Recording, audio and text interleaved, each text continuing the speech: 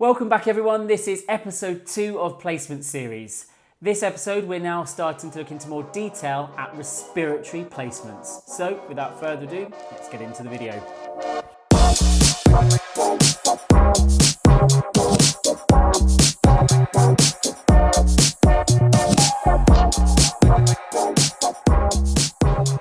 Welcome back everybody. So this is episode 2 of Placement Series.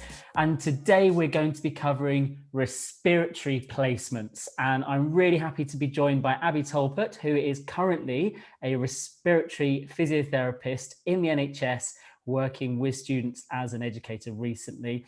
So I think let's get straight to it, Abbi. So tell us a little bit about yourself and your current role. Hi, my name's Abbi. I'm a Band 6 rotational respiratory physio. I'm currently working in intensive care, and I'm normally outside COVID times we work across the intensive care and our surgical wards. And I've recently had my first student, which it's all been a really good experience so far. Fantastic, and that's kind of what I really wanted to get from these interviews, is get some physiotherapists who are currently working with students as an educator. So especially in respiratory, because I think you'll probably be able to agree with this. Respiratory is one of the areas that I think probably brings about the most anxiety, would you say? Yeah, definitely. I think there's so much anxiety around the on-call situation. I think especially when you start as a new Band 5 and you've got your on-call competencies, I think there's a lot of anxiety around that. And I think from doing it myself and becoming, I think in my placements, I had 2 respiratory placements actually, so I was quite lucky. But still coming into a Band 5, I was so nervous. And since being a Band 6, that's what I really want to spread, is that it doesn't have to be frightening. It can be so simple. If you have a solid assessment, you've got a good A to E, then you've got nothing to worry about. There's nothing more than that. And that reiterates a few things that I've kind of been on a few courses, and it all comes back to use your assessment. So I think as a student, that's probably going to come into what we talk about in some good advice for students, is to use your placement to get that down. So I think, and also the acuteness of respiratory settings. So I think we'll probably start with how best to prepare, because I mean, as a student, I very recently I can remember having my respiratory placement and just those nerves, and thinking, what do I do to get myself in a position where I'm ready for this? Because it is because of those nerves and not knowing what to expect. And we'll talk about what to expect on the placement in a second, but what sort of things would you say to students watching this about preparing for the respiratory placement? I personally, obviously everyone, I can't speak for all educators, but personally I wouldn't want anyone to feel like they've got to do too much before coming. I would say, first of all, find out your setting, because obviously respiratory, you've got intensive care, you've got your respiratory wards, HMU. Obviously in our case, we work across intensive care, which is a general intensive care, and our surgical ward. So find out your setting. 1, find out your setting. 2, contact your educator, and they can direct you into what they think you should do to prepare. But for me, I'd say, because we work across the surgical wards, have a good look into some of the general surgeries that we do. So the surgical wards that we cover is gastroenterology and urology. So look into those surgeries and how having a surgery might affect you respiratory wise. And other than that, just really hone in on your A to E. Right. If you were on a respiratory ward, I'd have a look at your general respiratory pathologies as well, or diseases. I think so much of it you pick up when you're there. If you just have your good background on A to E, have a good A to E and a problem list, and just have a good idea of, so I always say you've got your A to E and your 4 main problems, FiO2, work of breathing, lung volumes and retained secretions. And if you've got a couple of treatments for each of your problems, if you can go into placement with that, that's a perfect just foundation to then soak up the environment and just kind of learn off other people. Brilliant. Okay, so that gives a real focus, I think, for preparation. So your A to E assessments. So it's really important, I think, to get that down. That's great. And then you mentioned the 4 key areas there. of what you might come up against. And would you say they're the key things that physiotherapy can have an effect on? Absolutely. And that's what I think is really important, because I think you can do your A to E, you can go into something which can acutely look quite frightening. Someone that's really distressed, especially I think if they've got high worker breathing and they look really panicked, or you can audibly hear secretions, it can be quite overwhelming to walk into that environment. So if you can walk in calmly, go through your A to E and figure out your problems. Have they got an oxygen requirement? With oxygen, if they're desaturated, first thing, put up their oxygen. Worker breathing, high respirate, anxiety, pain, what's causing that? Then if that's your problem, you've got your treatments to sort that. Retained secretions or your decreased lung volumes, have they got atelectasis? Have they got immune thorax? Can you feel, look, listen and feel? Put your hands on their chest. Can you feel equal expansion? What can you hear on auscultation? Keep it simple. Look, listen, feel, and then go from there. Don't panic. I think when I was a student, I always used to, all I was fixated on was suctioning, and that I was like, oh my God, I'm so terrified of it. Like, it was just so much. I think it's just remembering that is your last port of call. Don't underestimate sitting someone in a chair, talking them through deep breathing or whatever it is, ACBT, get them up and walk them. Keep it simple, and because it doesn't have to be frightening. Yeah, definitely. You've hit the nail on the head. I think so many of us do think in our heads, suction, suction, suction. Oh my goodness. Yeah. And currently now, I'm doing, so I've done my competencies for on call and things like that. And still right now, that is still the thing that I keep thinking about. Actually, as you say, it's just one of many other treatments, and those other treatments are often quite very effective. Yeah. So honing on that preparation, know your A to E, really kind of get that in your mind. Would you say maybe get some flashcards so you can take those with you, so you've got a bit of a jog of memory? Yeah, definitely. I think always carry around a little notepad. I think when you're on placement, it can be quite overwhelming. So always have something that you can just, someone says that sentence or your gold moment of what you want to write down, have a little notepad and you can just jot those things down. And then when you go home and you're in your safe space to do whatever, or ask your educator, ask questions. That's obviously, it's not prep, but that's one of my main things I'd say for placement is be enthusiastic and ask questions. That's where you're going to get the most out of it. So definitely. So and then have your, so preparing your A to E, and then your the key 4 things that you can have an impact on as a respiratory, area, and then have an idea of some of the treatments that could be used for those problems. And that's going to give you a really good grounding. So then when you're faced with a patient with your educator, and that's not, you're not necessarily going to be on your own.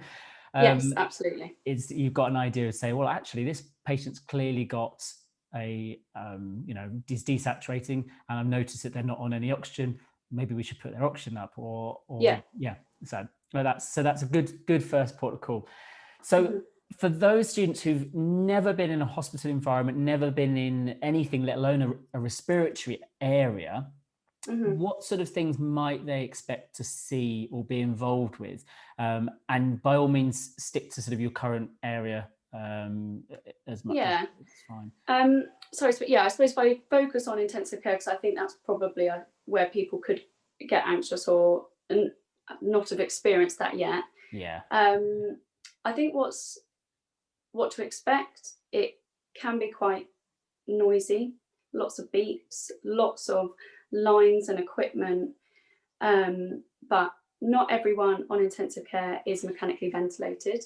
I think you expect people to be mechanically ventilated and sedated always, which I mean in current times that's majority of our patients, but in normal times not at all. It is obviously a proportion of our patients, but you've got self-ventilating people on there too, but they might be on NIV or they might be on high flow. You've got lots of different patients there. But I say the thing that makes it different to everywhere else is you've got the lots of lines and machines and noise, which can make it quite overwhelming. But I think the thing that's nicer, or not nicer, that's the wrong word, but more reassuring is that you've got one-to-one nursing. So you've got a nurse there that knows that patient inside out, that you've got there to utilize. They are like font of knowledge. Nurses will be your best friend up there. And they can help you with rolling or whatever you need, but they will know everything about that patient.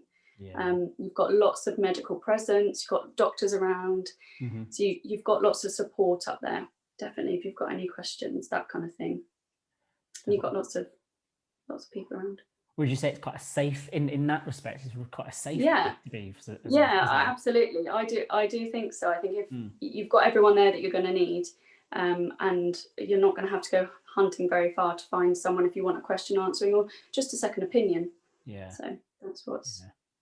I always remember that. I remember before going on my first respiratory placement, I found out that I was going to be on intensive care.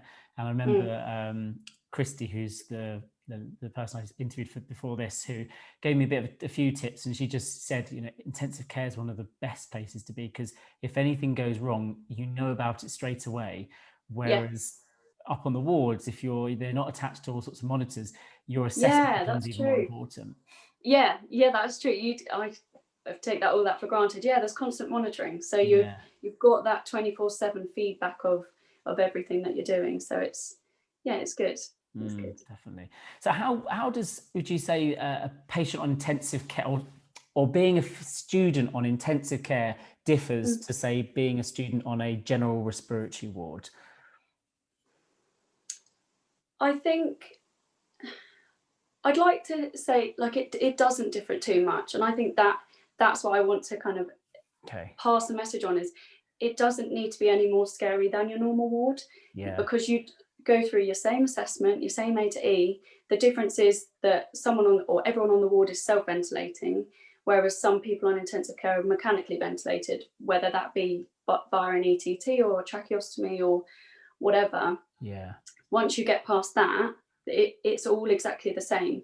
And if anything, when someone's mechanically ventilated, a lot of your tools that you go through your same problem list, your tools are reduced.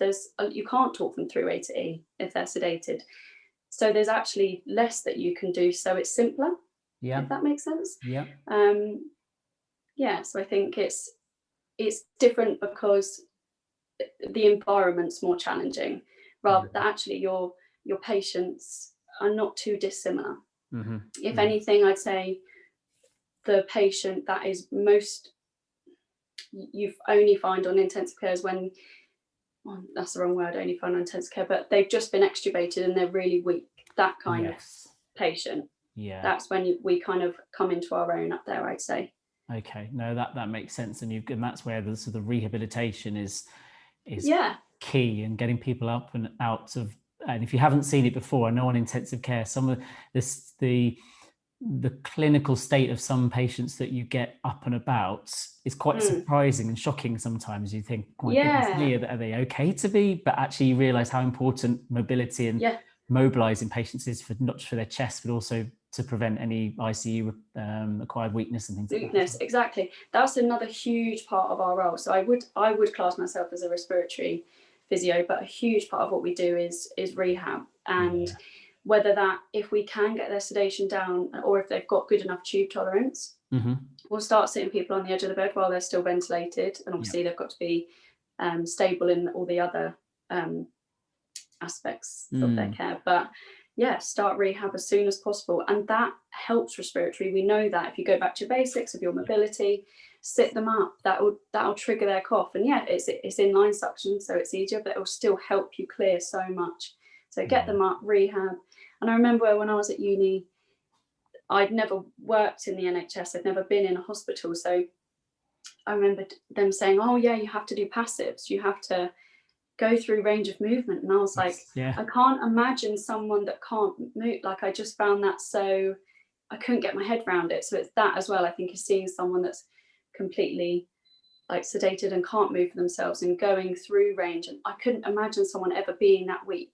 So it's all these new experiences I think you get on intensive care, but it's such a rewarding place to be. I mean, that's really good. I have to say, I love intensive care. Well, after I spent my placement there, it's still remained probably one of my favorite places to be, having started the placement a nervous wreck. I know, I can imagine. Would you say something else that just triggered into my head that you just mentioned there, is with your contraindications to some of the treatments, is that worth students being maybe a bit aware of? Is that a bit overwhelming? No, that's true. I think having a good knowledge on that is important. But I think as you go through, they all make more sense. I think when you're trying to, I think when you're a student, or I remember just trying to remember them, and you're almost just like going through the tick list of trying to remember whereas when you're there and you can see the patient and then you understand the contraindication and why that's a contraindication, that for me it makes it easier to remember. So I think, yeah, know them, but when you're there and you see the patient and you know in your head, oh, that's a contraindication, ask why, because then when you're there and you can see it, it's so much easier to remember. And that's a really good point, actually, is understanding why, rather than just saying, well, I can't do, because I can imagine if you're on call, go jumping ahead a bit to band 5, and you know, someone asks you to come in and do some suction, and you say, well, actually, sorry, that they've got X, Y, and Z. And they say, well, why is that a problem? It's important to understand why you're saying no to being able to do a treatment, and clinically reason, rather than just saying, well, that's because that's what I read in a textbook. So asking on placement, actually, just out of interest, why can't we do that? You know, you're not going to be stupid. You're actually just going to be looking inquisitive, which is, you mentioned, really important. Absolutely, yeah. Definitely. So on placement, anything else that you feel is going to help a student get the most out of their respiratory placement? Anything else that you feel would enable them to get more out of it? Yeah, I think, first of all, be enthusiastic. Don't be open and honest. If something is overwhelming or you feel it's quite daunting, be really open with your educator, because that's one thing. I think if you're open and honest and the communication is there, I think that makes it a lot easier. But really, just every opportunity, this is your one time where you've got someone next to you the entire time. Utilize them. Go, any experience there is, go and do it. Go and ask if you can see it. Yeah, maybe have a list even before you go, or in your first week, jot down things that you've overheard and you want to go and observe. That's really great. I think that's a good thing to get out of it. But I also think out loud, think simply, and don't overcomplicate it. I think that's another thing that I found being a new educator, is it's really hard to mark someone if they don't clinically talk out loud their clinical reasoning. I think we take for granted, I suppose, that you just do it in your head and you don't really think about it. Whereas when you're trying to mark someone or know that they know it, talk out loud, and then it becomes a bit more of a discussion as well, and you're both kind of learning off each other, bouncing off each other, and it's easier, one, to mark, but also you get the most out of your learning, because you're saying, this is what I found, this is what I think, this is what I think I'm going to do, what do you think? And then it's that conversation of, and keep it simple, but then you might find that someone says, oh, why don't you try this, and then it adds into your kind of bucket list, I suppose, of treatments. And also, I suppose, because there isn't necessarily always the best way of doing something, and absolutely, you might clinically reason something that your educator might not have thought of. There is that possibility. Definitely. I think as well, if you see something all the time, sometimes you don't think of so many, I don't know how to word it, but you know what I mean? You see it all the time and you glaze over some things because you think, oh you just don't think of it. Whereas actually, when you're a student, you've just had all that knowledge, you've had all the lectures, you've got so much going on in your head. Say it out loud. It's not wrong. There's no wrong in respiratory. No, absolutely, especially if you're clinically reasoning. And that's something I remember my educator really trying to pull out of me on my respiratories, is trying to get me to talk about the problem list, which I struggled with. But talking through my assessment, and from my assessment, this is what I found, therefore this is what I'm thinking I'm going to do. Talking it out loud. It shows your educator, you know your A to E, then you know to create a problem list, and then you know some treatments and why you might do them. And if you just say, well, I've seen the patient and I'm thinking I'm going to do this, they're just going to ask you, but why? Exactly. And then it feels a bit more like, then you get a bit panicked. Well, just say it. What's the worst thing? Exactly. Say what you see and just see what it is. Another topic that comes up all the time on placement is reflections. I always like to cover these. What are your thoughts and your experiences of students reflecting, and kind of any advice? I would reflect more from a like a personal perspective of, I think it can be an overwhelming place, and I think it's also good at solidifying your learning if you're going home and reflecting on what you've seen and how you might do something better. Yep. Personally, as an educator, I don't ask to see them or read them. I just like to know that you're doing them in the background, because I just think that's an important part of learning. But yeah, do it. And if you want to, I personally write them down or record your reflections, video, whatever. I think it doesn't matter how you do it, as long as you're reflecting on your experience and pulling out the goods and the bads and what you could have done better. Yeah, I think it's a really good way to learn. Yeah, definitely. I think on the first episode of this, I talked to Christy about reflections, and it is, I always say it's fine. Once you find your way of doing them, they become a lot less onerous. I know when I first started doing, they were a bit of a chore. But then they're not. If anyone's watching this thinking, oh yeah, reflections, believe you me, one day you will be like, no, reflections are really useful. And not to mention, they're also something we have to do. You know, they're part of an HCPC standards and CSP standards, so they're quite important in that respect. Yeah. Yeah, definitely. So overall, just another quick question: why did you choose respiratory? What was kind of what drew you to it? Oh God, I don't know. It is so bizarre for me, because if you knew me before I went to university, you'd think, well, one, me working in a hospital, and two, in intensive care, you'd think, oh gosh, no. But yeah, I like the medical part of it. I like that. I love rehab. So intensive care suits me so well, because I love rehab and I love the acute part of rehab. But I think the respiratory part is you get instant results. I'm a bit impatient, and I think you can instantly see if something's working or not. And then you can, and don't get me wrong, sometimes you see patients and you work your way through everything and there isn't anything you can do. But so often there's just little tips and tricks and that you can give people that have that quite instant. They're like, oh yeah, that works, thanks. Like instant, oh yeah. So that's quite good gratification for students. Satisfaction, as well. Yeah, you'll get that on placement, and if you're doing something, and I know from experience, it could be, as you say, simple as just a bit of deep breathing just to reduce some anxiety, or someone ACBT to give them a bit of self-management, or positioning. Positioning has to be kind of our golden thing, and I think that's probably quite a nice one for students to think about. Actually, the fact that you could just put someone in a proper seating position rather than like supine and slouched can make a huge difference. I remember when I was on my band 5 respiratory rotation, I was on the respiratory ward, and I had a COPD patient, and I just talked him through management strategies for shortness of breath, and he was like, oh my gosh, no one's ever told me this. And it was just kind of like pursed lip breathing, blow as you go, like make sure you don't hold your breath and sprint somewhere, pacing, all things that I think sometimes we think, oh, that's common sense. Yes. But for some people, they've been struggling this for so long, and just no one's sat down and just gone through some really simple strategies. But he was so thankful. He's like, no one's ever told me this.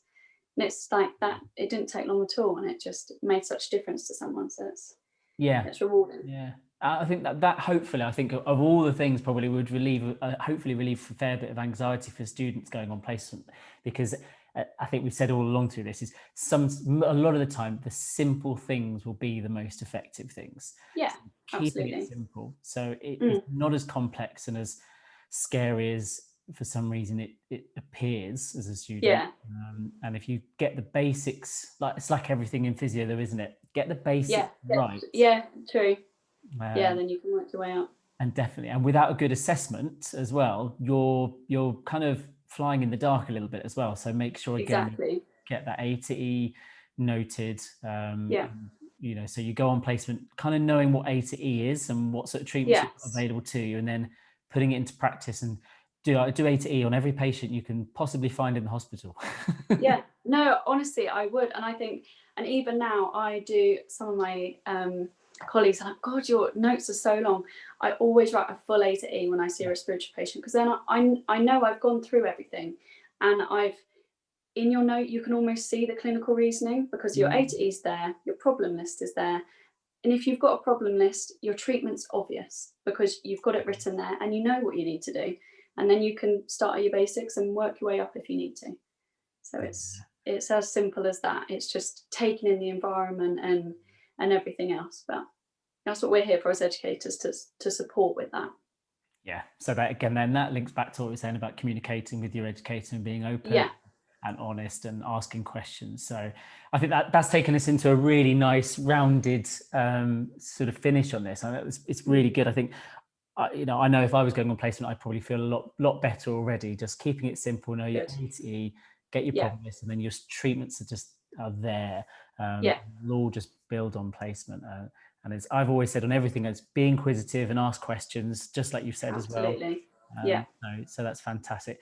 Well, Abbi, thank you so much for taking the time today to come on and have a chat to us and alleviate some of those nerves and anxieties, which I definitely think we've made a good stab at today. Good. So thank you for having me. No, it's been brilliant. And I'm sure at some point in the future, we may well have you on again as well, just to go into a bit more detail on some things with respiratory, because I think it's absolutely. I'd love to come back. Brilliant. Thanks very much, Abbi. I'll see you soon. Thank you. Cheers.